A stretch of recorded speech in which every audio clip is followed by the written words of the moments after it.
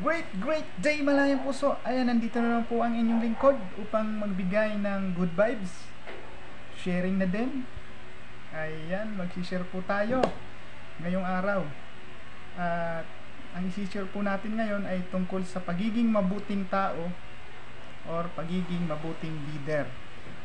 Ayan, may natutunan po ang inyong lingkod. Si Malayang Puso, may natutunan po ngayon araw at isi-share ko po sa inyo.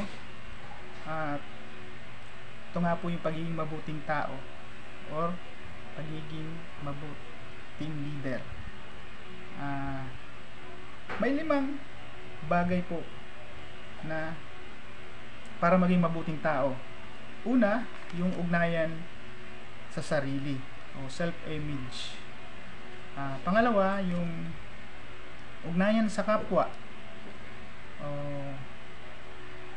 prinsipyo ng katarungan, kumbaga. At pangatlo, yung ugnayan sa kapaligiran o nature connection. Yung pangatlo. Pang-apat, yung ugnayan sa lipunan. Kailangan pala natin ugnayan sa lipunan. Huwag po tayong malihis. Huwag tayong magsarili. Pang-5, ugnayan sa Diyos. Yun, mahalaga po yun. Na makipag-ugnayan po tayo sa Diyos para maging mabuting tao. Ayan. Yung 5 pong binanggit ko, pwede ko po siyang ipaliwanag isa-isa. Pero bago po ang lahat,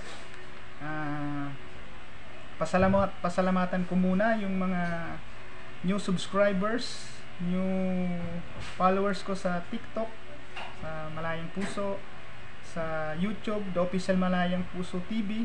Kung hindi pa po kayo nagsusubscribe, subscribe na po kayo.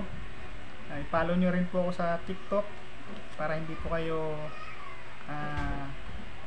mapag-iwanan o ma-update po kayo sa aking mga gagawing content kung ano-anong content na pwede natin matutunan.